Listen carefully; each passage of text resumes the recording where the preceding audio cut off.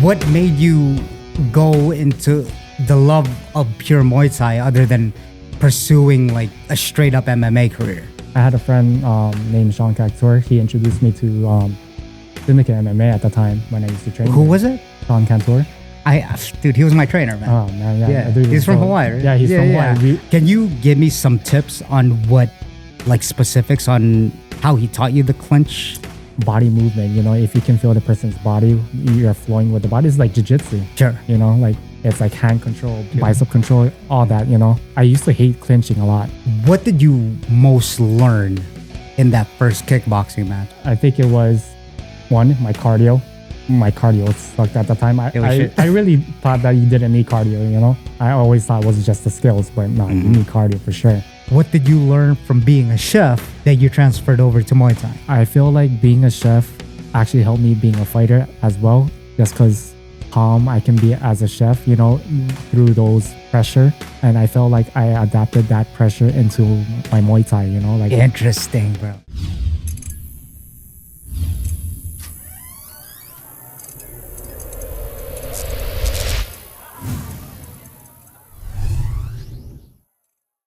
What's the first thing what skill in Muay Thai should someone learn if someone has aspirations to like compete? Saying like Thailand, like you did. Yeah. What's the first thing they should learn? Because I asked that question because I feel like, especially for me, when I first started doing Muay Thai and, I had all these visions to compete and all that, these aspirations. It's like, I don't know where the fuck to start. It's kind of like jiu-jitsu a little bit. It's like you're kind of all over the place. I know you just start and throw yourselves into the wolves, but give me like a structure. What should people be working on, man? The first thing, honestly, that comes up to your mind. In my head, is basics and balance. That's how I would probably put in perspective in Muay Thai. Like if you just learn the basics every day, weeks, months, years, it'll play along, it'll come along, you know what I mean? Like if I would say, just the basics, dude. Like basics is so important, there's like beginners who wants to do all these advanced stuff, like jumping the gun without learning the basics. What kind of stuff are they trying to do? Like, like spinning elbows and all that, like the cool flying stuff. knees, all the cool stuff, But they're forgetting about like, they got to maintain like a good balance, a good stance, learning how to check the kick. They've been watching Ong Bak too much? I don't know. Probably, dude. But Tony Jai? Yeah. Yeah. No, I like that. The balance part is very, very interesting. Yeah, right. Can you walk me through like what you mean by balance for the people that want to start Muay Thai or that are just beginning? I would say like it will be like having a strong base, you know what I mean? Like when someone somebody kicks you, like you don't want to get kicked and then you're off balance, you know what I mean? You want to have like a strong posture, and then when you check that kick and then you just plant your feet and you're based, you know what I mean? You're strong. That's how I see it. And then the basic 1, 2 low kicks, and then having that strong eye, that's how I see it in Muay Thai. Like that's how my style is. I don't know. It's hard to put in perspective where my style didn't come in till like maybe like 5 years later. I was still trying to figure out my style because I was probably trying to do the fancy shit too, when I started. Man, I think that's everyone, man, right? Yeah. I think everyone gets into some type, or at least the majority of like men, like they get into combat sports because they think it's just so cool. I know I did. I was watching Mike Tyson, Manny Pacquiao, bro. I was like, I don't even want to learn fighting. Yeah, of course, to defend myself. It just looks fucking cool. I want to fuck people up, And then obviously you start doing it, and it's just completely the other way around. Yeah. Like that doesn't happen that way. No. Yeah. The thing about base is that it's very, very interesting when you talk about that, because when I first started doing like Muay Thai, right? That was the reason why I first asked that question, is that it was never taught to me in the beginning. It was always like how you punch. Of course, right? You're going to teach that. Yeah. But then the base, what I've come to find out, is the most important, whether it comes to wrestling, jiu-jitsu, you know what I mean? You have to have a good so you don't get tipped over. Yeah. Because if you have good base, and Evan Elder, shout out Evan, UFC lightweight, he's been personally training me. Base is everything, because the other opponent, if you get tipped over or if you're backing up and then you're off balance, they could smell that. It's blood in the water, exactly, right? You know what I mean? Could you talk a little bit more about that? Like how you even get good bass? Dude, man, like I said, man, it took me a long time to figure that out. You know? Take me like to a step by step. Step by step. Yeah. You know, I think it's more like a mentally thing where like you have to have a strong mind, you know? Like you just have to like, oh, fuck, like I'm going to get hit, you know? Can you cultivate that, you think? I'm trying. Let me see how I could say that.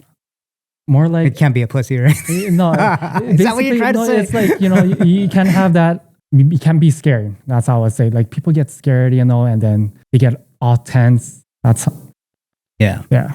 But isn't that like a natural human being thing to go through? Though it's natural. In the beginning, it's very natural, man. People get all tense. They're scared, you know. Bro, when I fight you, I feel like that. No, man, we never. we just sparred.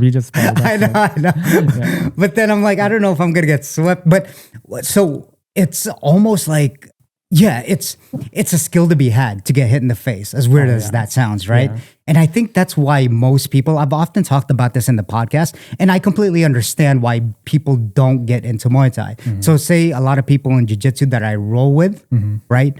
They don't go into Muay Thai, and that's not like their fault. It's not, you know, it's just the perception of it. It's like, you're gonna get hit in the face, but then I think if you trust your coaches and the people, if you could pick and choose the people that you trust, not to like completely murk you, because that does happen. It's happened to me before. Yeah. You know, just people trying to like prove something, then I think you could really enjoy it. Yeah, exactly. Yeah. You know? Yeah, it's one of those things where, man, I wish there was like a system. That's why I wanted to have you on to explain those systems, you know? So how about you, man? How was your first time when you first sparred? Like, can you go back to that time? Were you scared? Dude. Were you like, fuck it? What's going on, guys? If you're enjoying this podcast, please don't forget to like the videos and subscribe to the channel. Only if you're getting value out of it on YouTube, and also on Spotify and Apple Podcasts. Don't forget to leave a rating and follow. And also, I also write a blog newsletter from what I learned from my incredible guests that I have on. So sign up for the email list and get updates on the podcast. Thank you for your love and support. Now back to the show. I can't really go back to when I first sparred, but I can go back to when I first fought. It was like a kickboxing match back in Hawaii. It's in Hawaii? Yeah. How old were you? I was 19 at that time. 19. Dude. And would you say, you know, nowadays, would you say that's, if you're trying to go somewhere with it at least, right? If you're trying to go pro, would you say that's a little bit on the older side now because of, you know, like how UFC has really risen and now kids are taking classes at 5 years old, just like your daughter. Yeah. You know what I mean? Yeah. So would you say that's like pretty true? Yes and no. Yeah. Okay. Yeah, yes and no. Yeah. So at 19, you took your first kickboxing match? Yeah, I took my first smoker fight. Oh, dude, man. It was Tell me about it. Let's go. Dude, it was fucking nerve-wracking. You know, like I felt like my legs was like jello. Like I heard nothing but just me stepping on the rings. I heard no crowd. I was nervous as fuck, man. I fought this really good guy. He was like really top-notch boxer. He was a boxer. Like was he like a pro or was he just like? He was just a very experienced boxer, man. And he lit my ass up.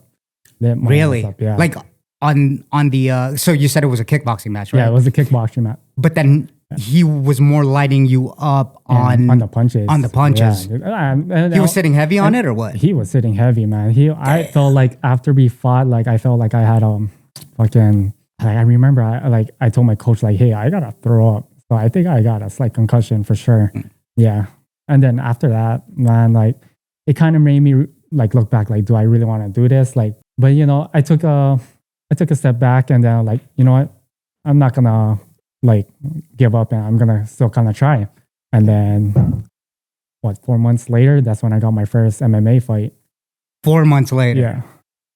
Okay. So we'll take it a step back. Yeah. After you got that, what made you have that resilience? I guess it was more like my coach knew what I was capable of, you know what I mean? Like it was the first fight, you know, like I didn't expect to win, like, or everybody wants to win their first fight for sure. But I guess after losing that fight, that made me kind of hungry. Like I wanted to get better. It's something that I need to improve on, So that's where it kind of led me to like kept on going. Yeah, it's that's the other thing too. I think it's just as a guy, especially too. Yeah. It's just like we're more animalistic. Yeah. You know what I mean? When it comes down to that stuff. After you got that concussion, did you go up to your coach or was your coach motivating you? Or did he have to be like, come on, no, get your pull your head out of your ass? Honestly, I honestly don't remember, but I don't remember, man. Yeah. I remember just fucking going. I fucking went to go get Pizza Hut. I was so hungry, and then I just kind of rest, just kind of like, overanalyze everything. Like, do I really want to do kickboxing or do I want to do MMA? Yeah. I was really based as a Muay Thai kickboxing fighter. That was my style. That's why.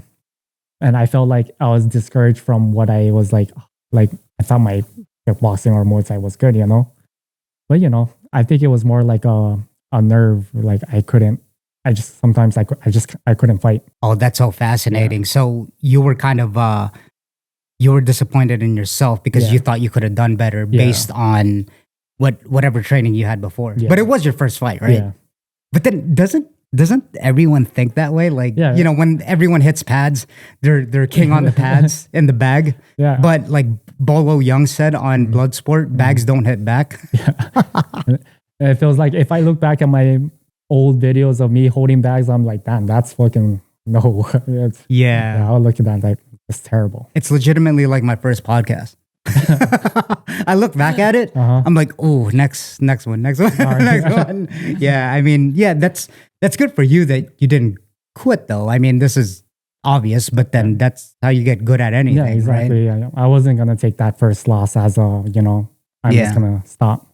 What did you most learn in that first kickboxing match? What was like a light switch for you that you had to adjust, whether it was mentally or physically, that, I'm going to do this for the next time? For me, I think it was one, my cardio.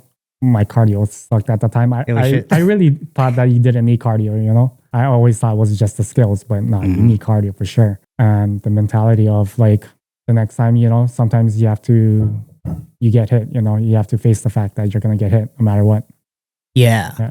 So like blocking punches with your face. Yeah. Exactly. Yeah, for sure. How would you go about that? Because I think like we were talking about, that's the biggest reason why people don't start Muay Thai, right? And again, fair enough. Yeah. Fair enough. How do you even train that? You just go in there and spar? No, I think it's just showing up every day, like learning the basics every day, coming to practice, coming to training.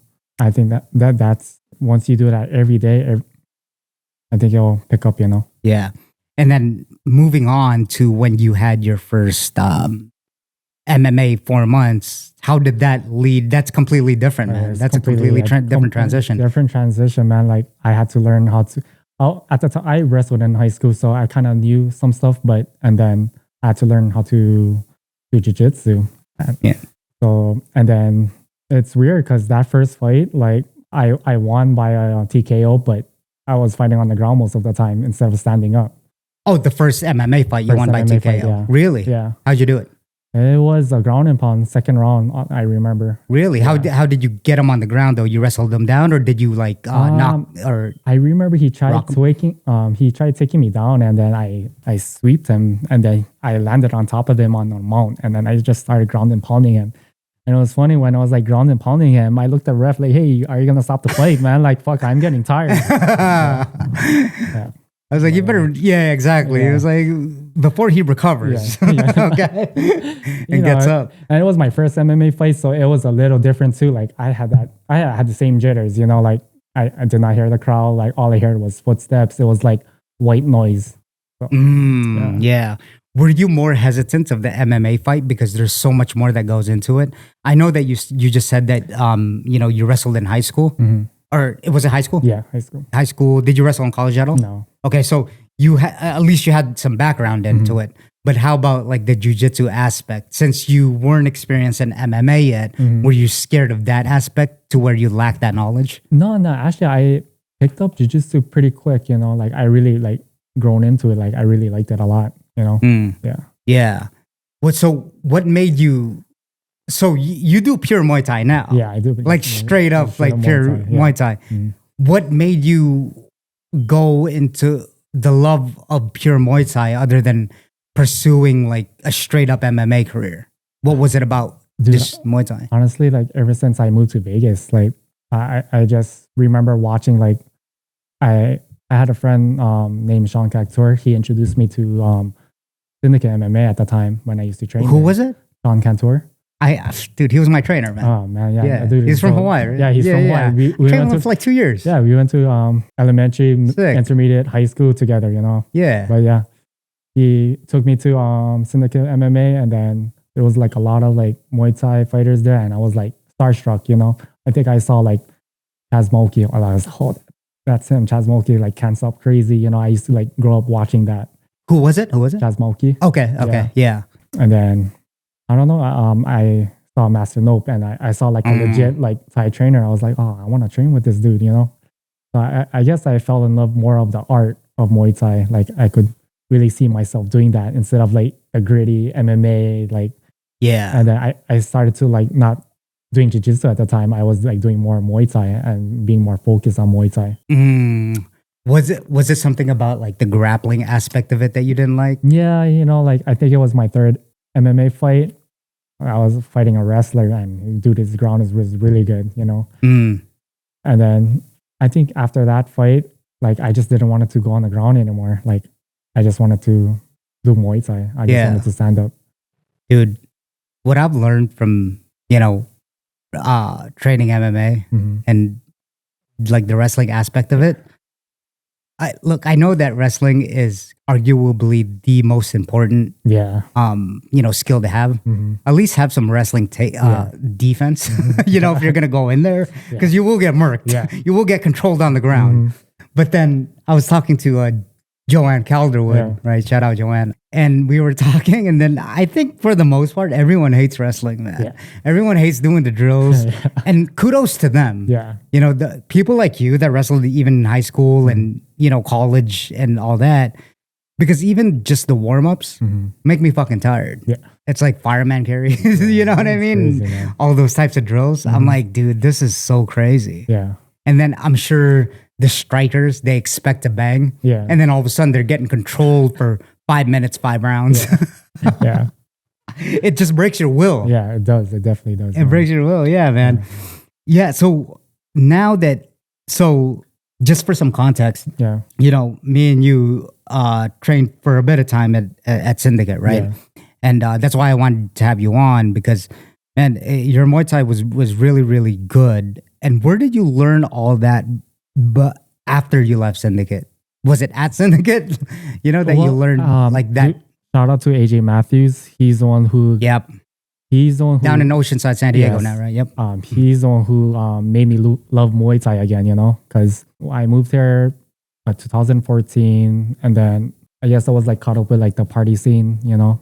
So I kind of like stopped training at all. Yeah. I didn't even train. Got caught up in the life. So yeah, I got caught up with the life, you know, got a family and stuff. And then I think, 5 years later, and then I met, after Master Nope, you know, after Master Nope, there was no Muay Thai. I think there was Walker Vivian, and then after Walker, and then AJ came, and then that's when my love for Muay Thai came back, you know, like that fire, like, dude, his Muay Thai was sick. He's the one who taught me spinning elbows. What's going on, guys? Thank you for tuning in, and I hope you're enjoying the show so far. I hope that you're getting a lot of value out of it. Just a quick announcement. I started a YouTube and Patreon membership for you Speakeasy Squad listeners out there. So for YouTube, just click down below to join.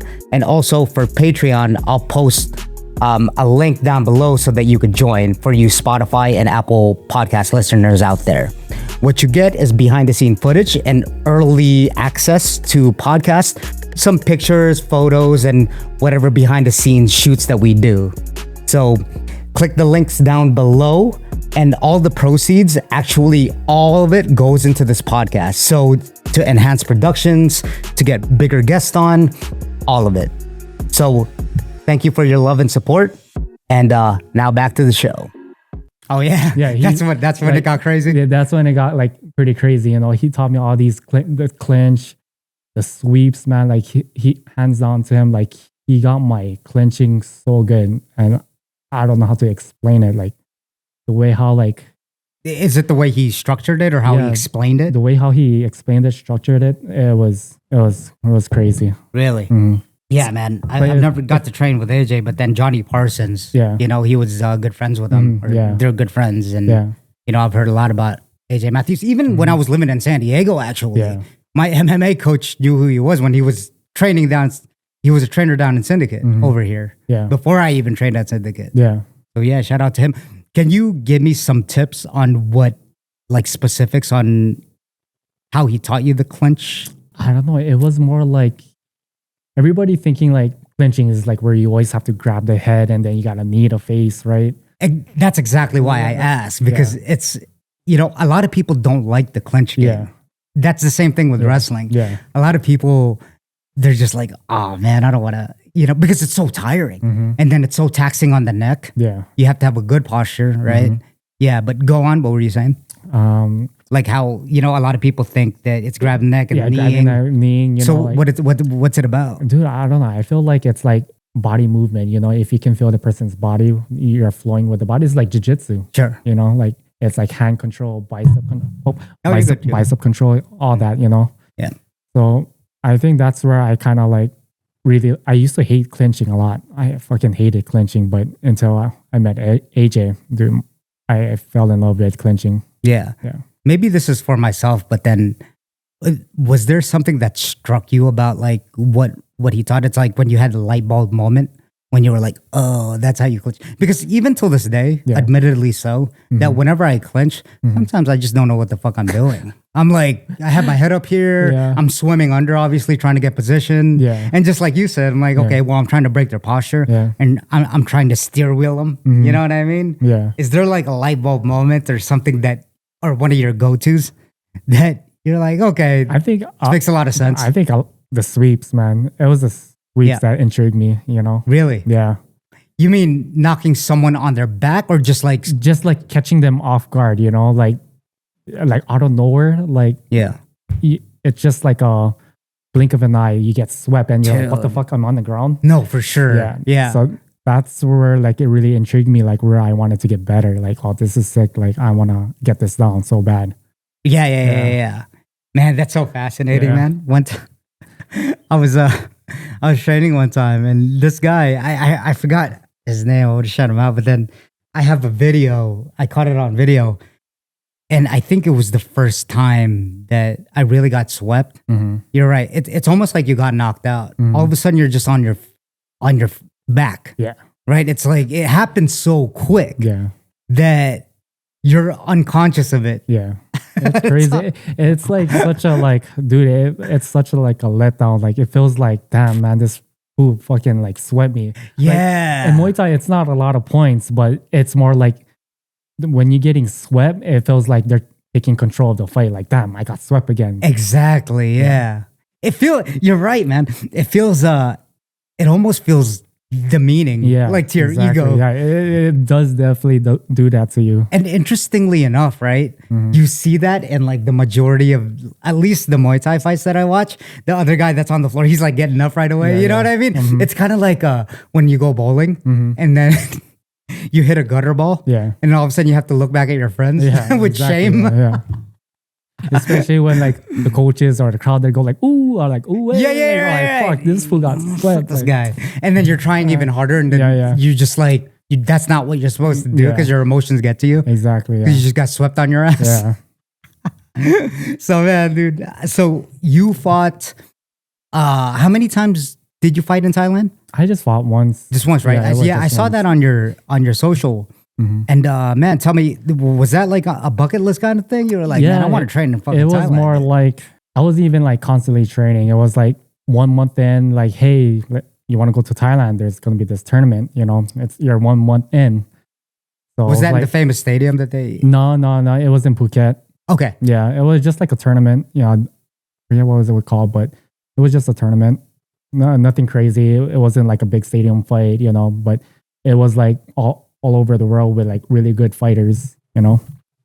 And then I don't know, I just took the risk, like, hey, fuck it, you know, I have 1 month of training. I'm gonna go to Thailand and then compete.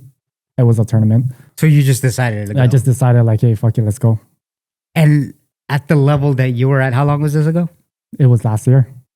Wow. Yeah. And at that time, were you really confident that you could do well going to Thailand? Yeah. And then, you know, you could really do some, like, make some noise. Yeah, honestly. I think I could have, like, you know, do something, you know, maybe just one fight, but yeah, I could have.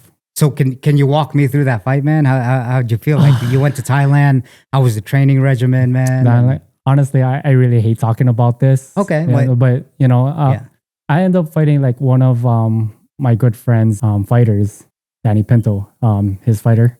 Yeah. Yeah. So I was like, fuck, like, and I go way back with Danny too. Like, me and Danny trained like back at Syndicate. We trained in his garage. But damn, I kind of had this feeling this conversation wasn't going to come for some reason. But this is where I have to kind of think on what I have to say. That's all right. Yeah. So yeah, it's cool. But yeah, dude, like, it was crazy. So there was a lot of emotions. It was a lot of emotions man, involved. like, and were you thinking about like pulling back because of it? Dude, yeah, I honestly wanted to pull back, but it was more like, that's a rough position. That's a rough position. I was in a rough position where like I didn't want it to fight anymore. You know, like I didn't come to Thailand to like fight like someone from Vegas. You know, especially coming from a friend. You know, like I see Danny guys like close friends. You know, and then once I found out that I was gonna fight his fighter, and I'm like, fuck, this is fucked up. Like I didn't want it to fight anymore.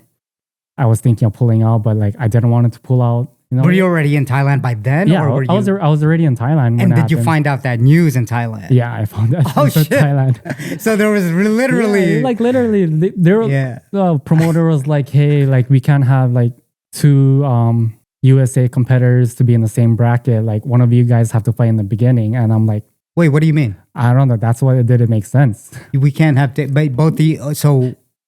Yeah. So... Okay. I see. Okay. Yeah. And then what made you decide to like go through with it? Well, is it because you were already there? Yeah, like, it was more like, damn, I'm already here. Like I don't want to be the guy who backs down, you know? Yeah. Yeah. What did you talk to your coach about it? Honestly, like at the time, like we kind of talk about it, you know, like sometimes it's like you gotta fight your own friends, you know, like fuck. You know, like... Yeah, I mean, dude, and I get it, man. Yeah. It's kind of common. Yeah. Because as far as, you know, what you hear, like, say, Marab and Aljo, right? You know what I mean? It happens mainstream all the time. Yeah. And I'm sure it happens in small circuits all the time, too. Yeah. It's like, wait, I got to fight that fuck. Yeah. You know what I mean? Yeah. So, you know, like, I didn't have it in me, you know, like, I came into that fight like, fuck, I'm going to get my ass fucking killed, you know, like... But it wasn't because the lack of skill that you had. It was just because the emotions that like you were fighting. Yeah, I guess it was more like, fuck, man. I just didn't have the fight in me, you know.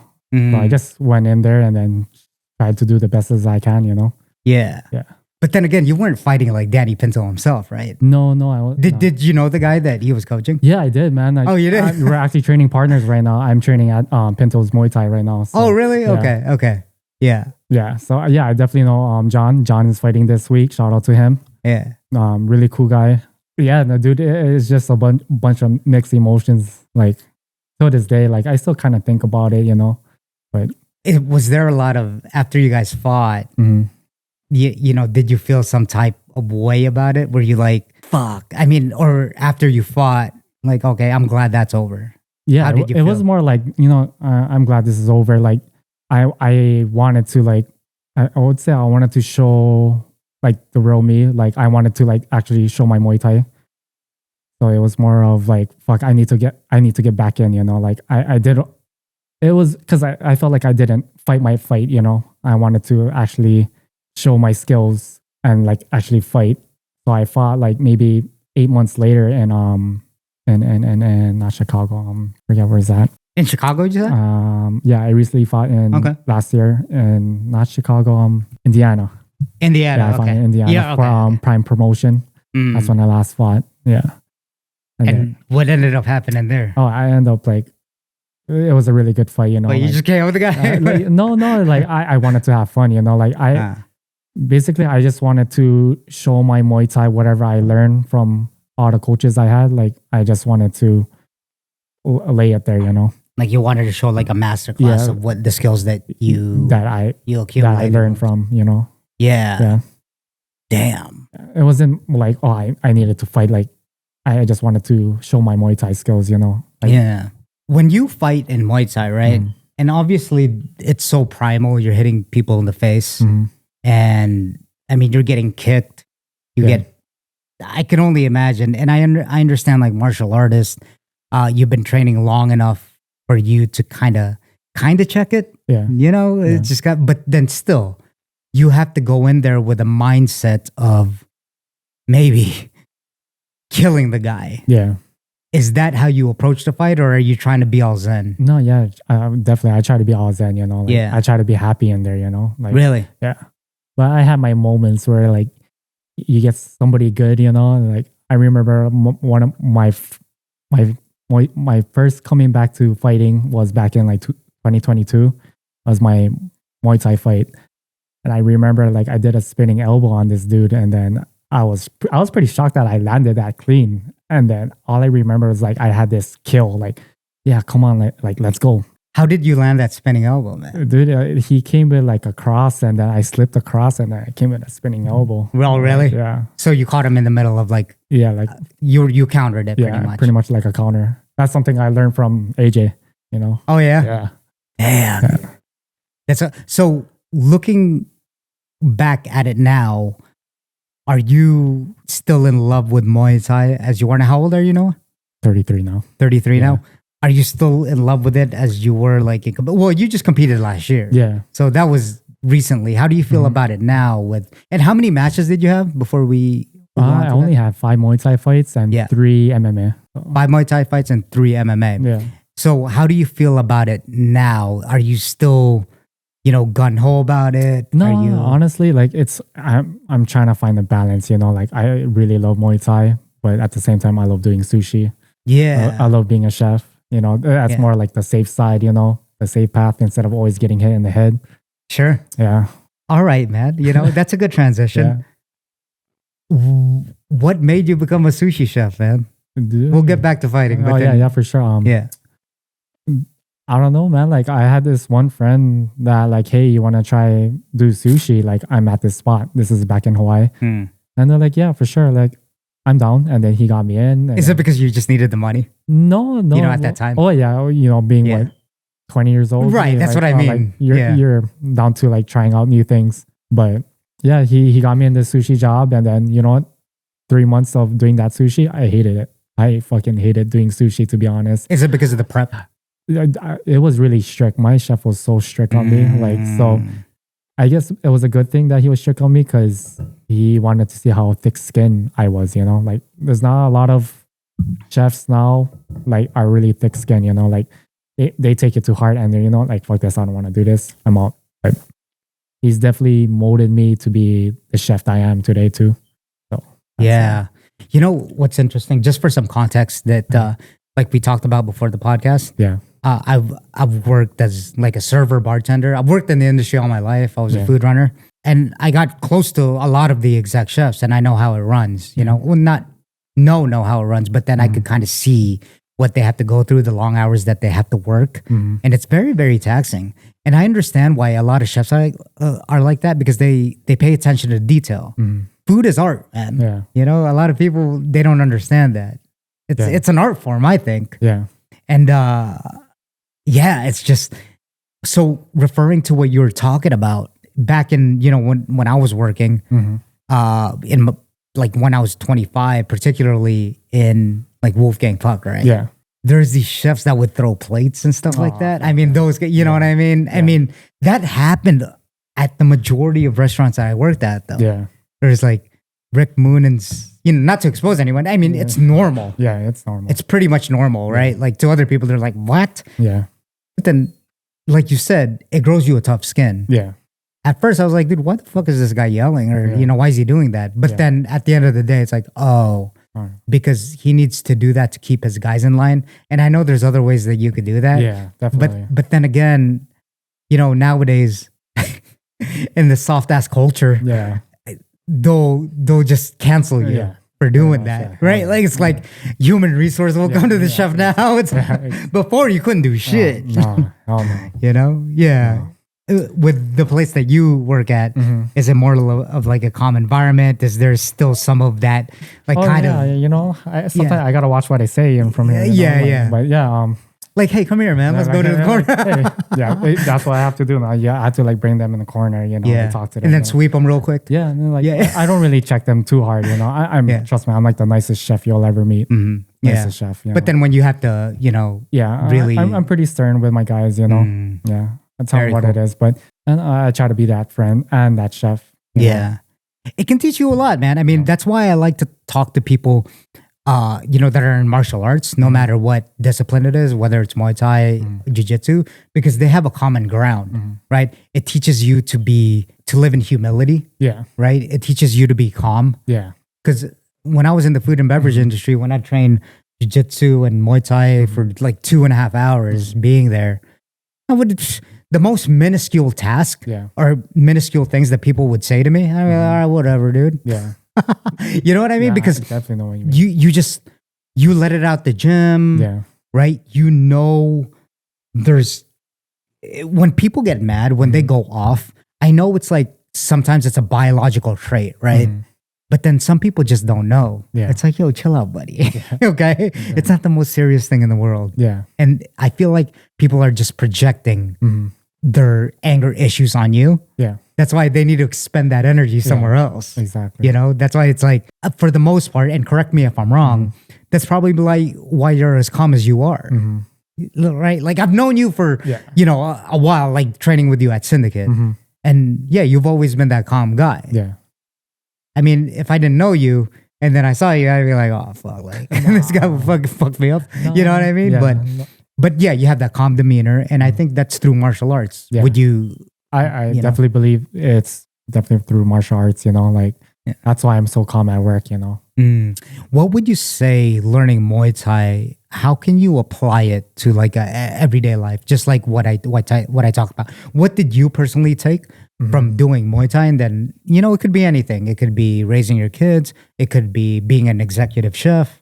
Like, what did you take from Muay Thai the most that you applied into your personal life or, business life? Well, I think it's being disciplined. Discipline is being like most important, I think it's because when you're disciplined, you do things that you don't want to do. So you have to force yourself to be that person or to do things that you don't like. That's how I see it. Yeah. Yeah. Yeah, no, that's exactly, man. I couldn't imagine, right? I often think about this, especially when I was in the industry, because it's a melting pot. You got different personalities, and I think people are great. They're good for the most part. They have a lot to offer. They're really kind, right? But then when it starts getting busy and the situation starts getting critical, as you know, right, in the restaurant industry, and I bring this up for a reason, it does relate to like martial arts. Yeah. When stuff gets hectic, they don't know what the fuck to do. Like they're tripping out, they're pulling out their hairs. It's like, yo, chill out. We can solve this, man. Yeah. You stressing out like that is stressing for number one. It's gonna stress it's stressing everyone out. Yeah. Number two, it doesn't absolutely do anything. Like it's not like the more angrier and stressed out you get, it's gonna fix the problem. Oh yeah, of course. You know what I mean? You're probably gonna make shit worse. Oh yeah, definitely, dude. Definitely. Can you talk about some circumstances? I mean, obviously not get too deep and personal. But like, some of the situations that's happened in the restaurant where you were like, all right, dude, like you said, pull out one of your guys. Maybe it was like a busy, tickets are coming out. Yeah, I think it would be just more like you see tickets just rolling and then you get like servers like, hey, where's my sushi roll? Where's this? And you get all flustered like, hey, it's coming. Like, and it's everything. And then you're like looking at your sushi guys like, hey, like, where's this order? And then it's just like a bunch of like snowball effect. And then this is where I calm down, like I'm not gonna get mad. Like Sure. I'm not gonna yell. Like there's that times where like you guys gotta wait. Like, but Yeah, there's also that, and I would know because I'm a server, and you have to read the room. yeah, You know what I mean? Exactly. And I think that comes with just experience and wisdom yeah, working throughout the restaurant. If I was 22, 23, yeah, I would probably be one of those guys that are like, hey, chef, where's my food? You know what I mean? And then not even have like a cognitive awareness of like what's going on. Like, dude, like we're pretty fucking busy Exactly. right now. Like, And then I'm pulling out my own hair, Yeah. whatever's left of it, Yeah. to be like, I gotta get my food to my guests. yeah, And then, well, you guys are busy. But then now, when it comes with experience, then you're like, okay, well, it is what it is. it would be Right. like, yeah, we'll try to push it as fast as we can. Yeah, and you got to just on your part, you got to communicate to Yeah. like the guests and stuff like that. Yeah. And for the majority, what I've learned from, interestingly enough, and I think this is a perfect time to talk about it for those that listen to the podcast. And I promise we'll get back to martial arts soon. But and this is again, this does relate yeah, because martial arts has taught me again to reiterate. When I go into work, nothing fucking matters, man. Even with my managers, they're telling you something to do. And trust me, man, I abide by it. I'm like, okay, cool. You have to know your standings and stuff like that. But some of the shit that they say now, it's like, oh man, you haven't trained a day in your life. Huh? yeah. Like the way they talk to people. Yeah, they talked on. It's and, like, yeah, make you feel bro, stupid, like, chill. Yeah. It's not like, yeah, I'm going to do anything. Yeah. It's just, bro, Yeah. I could tell that, I feel you that, got to go work out. Maybe not do martial arts. You go move. Yeah. You know what I mean? Yeah. Go expend that energy again on something else. But yeah, it's just even that when tickets, by the way, tickets, when you're at a busy restaurant, those tickets, those food orders that get rung on the computers, Yeah. right? The servers, Yeah. I should say POS system, POS but then system, people yeah. don't know what. People that don't work in the industry don't know what Yeah. that is. But then when you're ringing in food, the tickets are coming out. Yeah. And when you're doing 500 covers Yeah. at one time, it gets a little bit hectic. Yeah, it gets right. hectic, dude.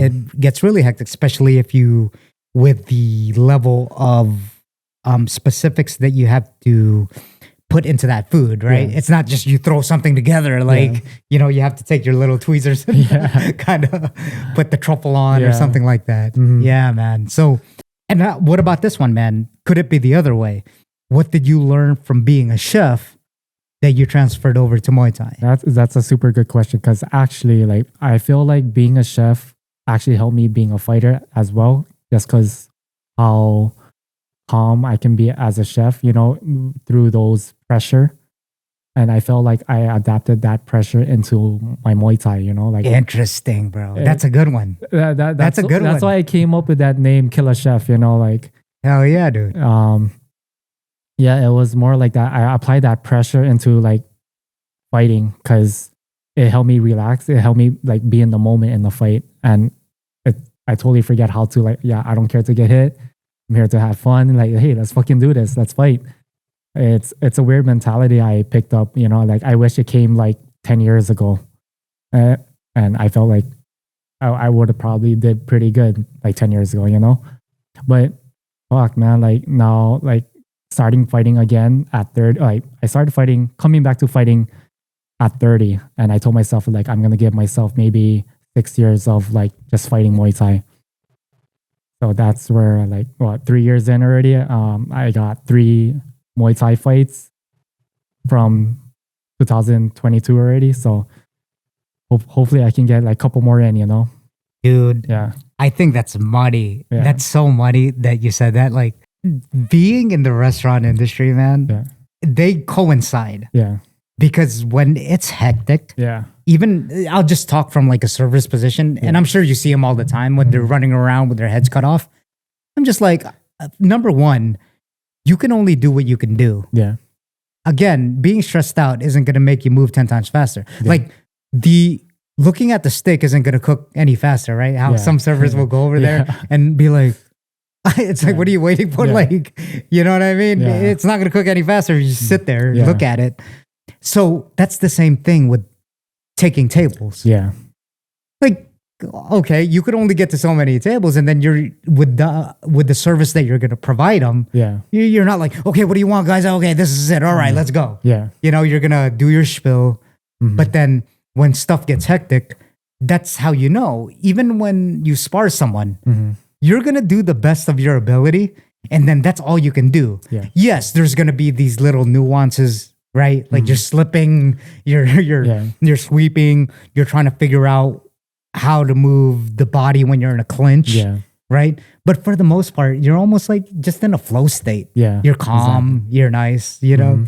So yeah, let's talk about your daughter who is how old? 8 years old now. 8 years old. When did you enroll her into Muay Thai, man? Dude, I enrolled her like when she started at 6 years old. 6 years old. Yeah, 6 years old. Tell me, man. Okay, so most parents are scared to put, and this is probably obvious to you, but most parents are scared to put their sons or daughters, their kids, into a combat sport like that. Yeah. We were talking earlier before this podcast. Jiu-jitsu's fine just because like you're attached, right? I can only imagine you're attached. It's more of like the warm-ups. You know what I mean? And not to say that's not it in Muay Thai. Yeah. Right? You don't just throw your kid into like sparring. Yeah. Obviously there's some drills. But then I feel like jiu-jitsu, it's, correct me if I'm wrong, and I don't have any kids, so just for context, I feel like jiu-jitsu as a kid, it's less that they get hurt. That seems to be the perception of getting hit, Yeah. right? Yeah. Or kicking someone in the ribs or something. So can you tell me more about that? Why you stuck your daughter into Muay Thai? And to state the obvious, you do Muay Thai, but why not any other combat sport, jiu-jitsu, even karate, right? I mean, a lot of parents stick their kid in karate just for that socialization aspect. Man, like honestly, like I think it's because ever since like at 2 years old, like she was already like I was holding pads for her. Oh, And really? At two? like Wow. she already knew how to do like a 1-2 kick, 1-2-3. Spinning elbow? No, not spinning elbow for sure. Yeah. But I guess that really like stuck to me. Like, yeah, she's gonna be a Muay Thai fighter, like, or at least know how to do Muay Thai, you know. So, and I didn't want her to do like any other sports. Like she did soccer, and then like, should I put her in jiu-jitsu? But you know, like, I guess I didn't want her to feel like, well, it's up to her if she wanted to do jiu-jitsu or any other sport. But I guess I wanted her to kind of follow my footsteps. So that's why. What did like the mother have to say about it? Well, you know, same thing, you know, like whatever she wants to do, you know, like, Good. yeah, That's awesome. She likes when she takes her to practice, like mostly every day, you know, like she loves practice. She loves Muay Thai a lot. Like it's crazy how like I don't force her like, hey, you gotta go practice. It's more like she already knows like, yeah, I'm gonna go practice, you know, like, yeah, dude, it's so nice that I get to see her like a mini me. Like it's crazy the way how I look at it. It's like I see it like a small version of me that I wish I could have been, but now I see her that it's crazy. That must be a proud dad moment Yeah. every single day to see. Yeah. Like that would probably be a highlight of mine to see my kid, Yeah. you know, kind of go through the combat sports, which when I do get one, oh, you better believe that he's doing all of it, you know, or she's doing all of it. It don't matter. She's doing jiu, she's doing this. It's like, you want to competitively fight? Go for it, man. It's all about doing what you want to do because, you know, as a kid, as I guess you could say you're common Filipino or even Asian parent, right? In that culture, especially in that old school mentality where your parents want to guide you, at least my parents, they wanted to guide me into like my dad was a surgeon in the Philippines and my mom was studying to be a nurse. Yeah. And obviously she became one. Yeah. They want you to follow their footsteps. Exactly. And that shit sucks because I didn't want to do it. No, yeah. So Me neither. I took a few college classes, right? And you know what I'd do is that I'd actually ditch those college classes to go to boxing classes Oh, damn. or sleep in my car because I was too hungover. Yeah. You know what I mean? It was either or. Yeah. If I wasn't hungover enough, then I'd go, take butt and nothing crazy. It was just like hitting bags and stuff Yeah. at that time. Yeah. But then sometimes I'd just go to sleep in my car hungover, like I said. But yeah, man, it was just like, oh, come on. Had my parents, and I love them to death. Yeah. You know, I wouldn't have it any other way. But I straight up dropped all my classes, man, because I didn't want to do it. Yeah. Had I gotten into, and coulda, woulda, shoulda, I don't really believe in that. I don't really care because you were who you were at that time, Yeah, right? exactly. It's like when people say, and I used to be one of them too, when people say, oh, I should have done this. You hear that all the time in Muay Thai and Jiu-Jitsu and combat sports in general. I should have done this earlier. Yeah. Well, you didn't. Yeah. Like, I'm sure back then you didn't want to do it. Yeah. So I always like to say this. If my 40-year-old self now went to my 22-year-old drunken self and said, hey, man, go do jiu-jitsu. It's going to be good for you. I'd be like, go fuck yourself. Yeah. I'd be like, I don't want to do that. What are you talking about? You know what I mean? I just want to get drunk all day. Yeah. So the coulda, woulda, shoulda is irrelevant. Yeah. So I don't dwell on those past. And Nice. you know what I mean? I know what you mean, man. Yeah. What about you, man? Do you wish you could kind of started earlier? You know what I mean? In like competing, like fighting? Yeah, yeah. Well, I actually did. 19. I feel like 19 is. And by the pretty way, early. it's good. It's okay to reminisce. I'm not saying it's not good to like regret, you know? But no, yeah, like I said, like after moving to Vegas, you know, I felt like I got caught up with the lifestyle. You know what I mean? So if I didn't got caught up in the lifestyle, you know, I think I would probably like see more of a Muay Thai fighting career.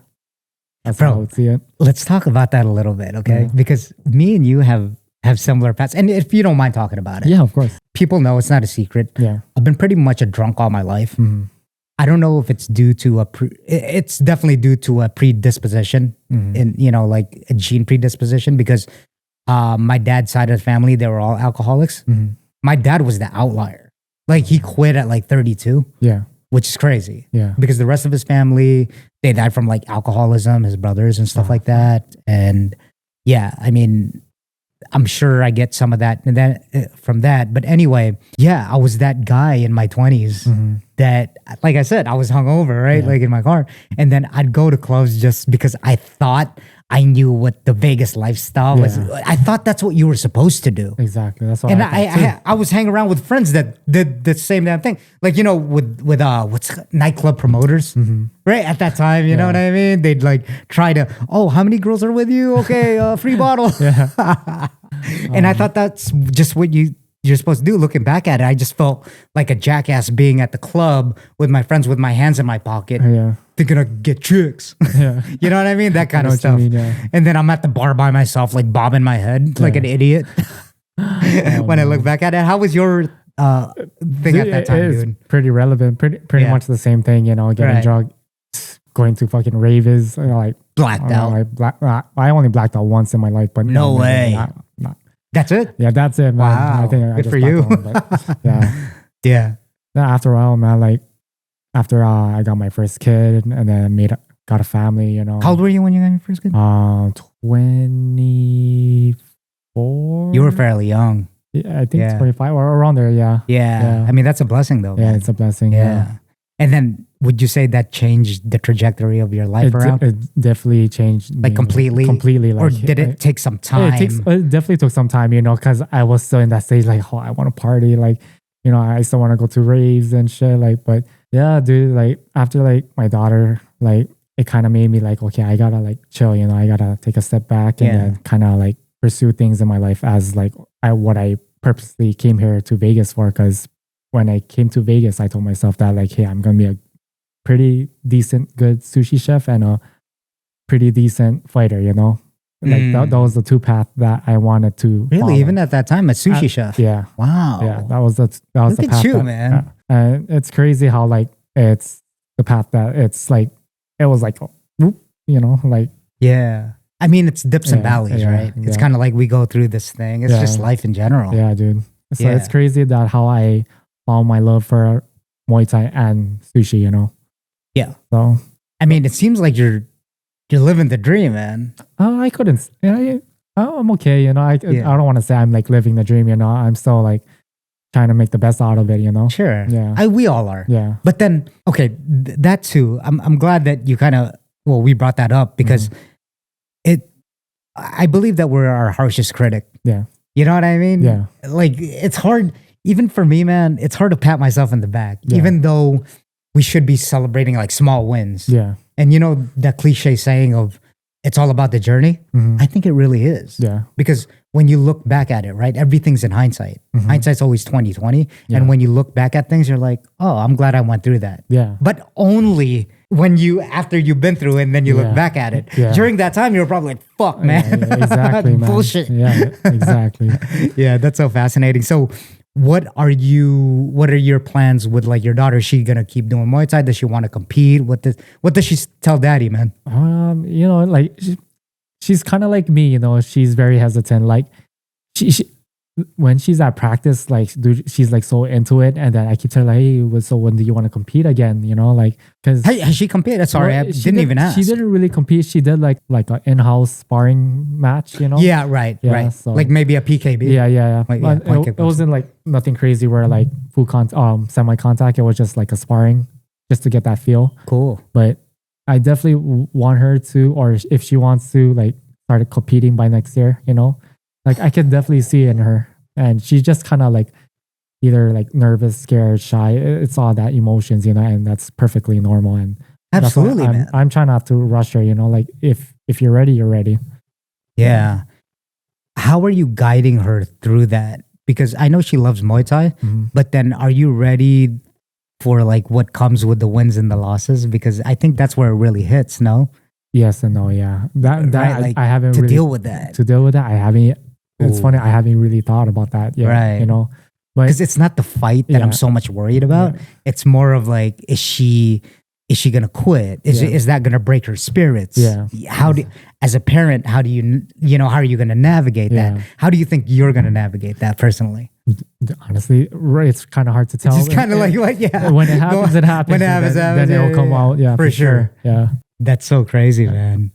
But yeah, so with all what you've learned in, like, say, your Muay Thai journey, what would be, let's start with just skills in general. Yeah. What, if you can gather up all your knowledge from what you learned, elbows, the mindset, whatever, what would you say is the biggest thing that you learned? I know it's very broad, but then if you could think on top of your head, what did Muay Thai teach you the most? Like, as far as, it could even be skill. It could even be like, yeah, I kick a lot higher now and I could hit the shin bone on someone's head. Dude, honestly, I think Muay Thai for me, like, definitely just changed me as a better person, you know? How so? As in, like, I wouldn't be that guy who just, like, gets mad a lot, you know? It really made me calm, you know? Like, it definitely made me, like, a better person, you know? That's how I feel like Muay Thai kind of transitioned to me as a person, as a chef. That's how I actually see it. It's Muay Thai kind of actually developed a mindset for me where, like, trying to think what I have to say. No, that's all right. Yeah, it's honestly Muay Thai just changed me, like, in a whole different lifestyle, like the whole change. It's made you calm. There's a demeanor about, martial artists that train all the time. Yeah. They have this really calm demeanor. Yeah. It really, I mean, it shows in you for sure. You know what I mean? And even how they talk and how they present themselves. Yeah. It's just, they're the friendliest guys in the world. Yeah. You know what I mean? Friendliest people in the world.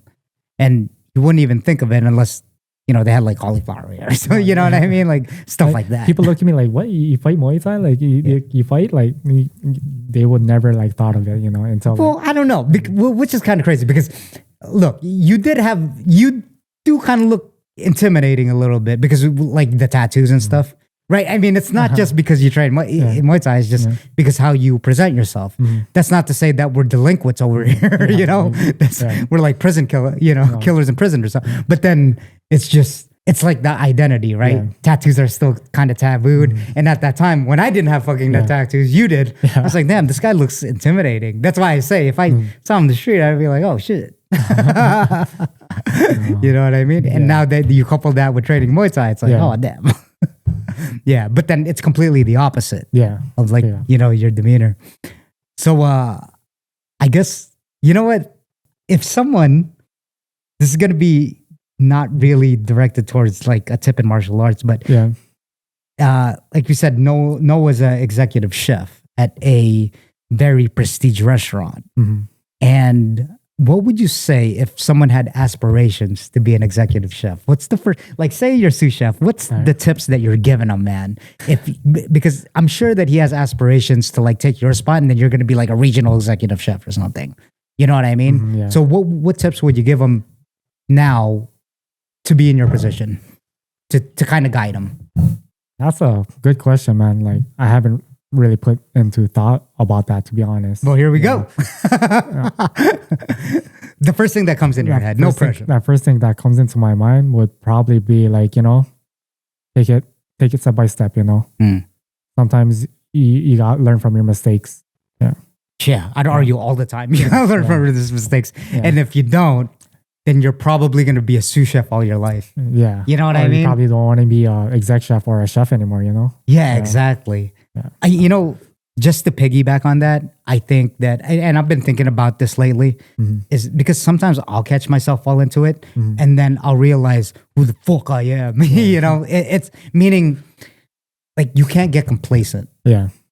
Complacency is the killer of all dreams, I think. But it's easy to get complacent because your mind puts you there because your mind was meant for comfort, right? Yeah. It seeks comfort. Yeah. But that's a problem because if you say, get numbers, like if I get numbers on YouTube or something like that, this many views, I'm like, all right, cool. And then you kind of feel that a little bit. You're like, all right, I did like 4 podcasts this week. I could probably chill. Yeah. But then I have to remind myself, be like, nah. There's no hitting the brakes on this one. If I want to get to where I want to go, which I already live now, I'm gonna live how I am. I want to be in my future self. Exactly. You know what I mean? Yeah, I know what you mean. And that goes around to where I can't get complacent on anything. It's like, nah, pedal to the metal. Yeah. Otherwise, what are we doing over here? Exactly. Yeah. You know what I mean? And so what are your goals? Last thing, what are your goals relating to fighting and being a chef? So what were you taking? Let's start off with fighting first. Okay. And then we'll take it to where you want to go in your career as being a chef. Dude, like honestly, it's always been like in my head that like I wanna able to teach Muay Thai too, I wanna able to teach like the younger generations like what I learned, and pass it down, That's how I see. Maybe I could see it as being like a coach, but that's just something that comes into mind, Is that the exec chef in you because you were in the yeah. I could tell. I mean, that's usually the pathway too. Yeah, like I love teaching people, like I love the like giving back. So same thing, just like in Muay Thai and as in like being a chef, like giving back to like younger fighters or like something that I learned from my past and I want to like give it to them. Yeah, and I wish more younger fighters would realize that the wisdom that you teach, because I think, and don't get me wrong, a lot of them are very, very very appreciative and they're very grateful that you're teaching them some stuff. Yeah. A lot of them, they think it's just class and then they go about their business, but then you're really unlocking a lot of knowledge into them that could speed up their progress. Yeah. Right? It's kind of like you're unlocking like this whole thing. Yeah. Just as long as they're willing to learn. Yeah. Same with, I'm sure, being an executive chef. Yeah. You're going to have those guys that do the bare minimum. They don't want to learn shit. And I'm sure you could identify that. Yeah, exactly. It's kind of like, all right, dude, it's not even worth like teaching. Man, I'm glad that you came on, man. Dude, I've been so much, long man. to talk to you. And man, it was this was an interesting conversation because we can relate a lot because of the restaurant industry. Dude, it's almost like I had tape in my mouth. Yeah. And then I wanted to talk about the restaurant industry and relate it to martial arts. Oh yeah. I was like, no, I just wanted to, and you were the guy to talk to about it because, there's so many, just like what we were talking about, like how if you train versus if you don't, how do you think you'd act in a stressful situation when you're doing cover, not when there's a convention in town, and then you got to deal with all these people, not just your guests, right? But then your staff, the people that you work with, upper level management. Oh, dude, yeah. It's like, bro, like I don't know where I'd be if I didn't train martial arts, dude. Yeah, dude, yeah, exactly. Yeah, that's for like, sure. like my escape. If like I gotta hit the bag, I gotta go run. bro. I gotta punch somebody. For sure. I'm gonna sweep somebody today. Exactly. I'm gonna go train it. I'm gonna go sweep everybody. Like, and then you could kind of make the excuse. It's like, it's all love, man. Yeah, it's all love, man. It's all love. I'm just letting you know through my wisdom. Perfect, man. Thanks for coming on. Thank you, man. Thank you so much. Go.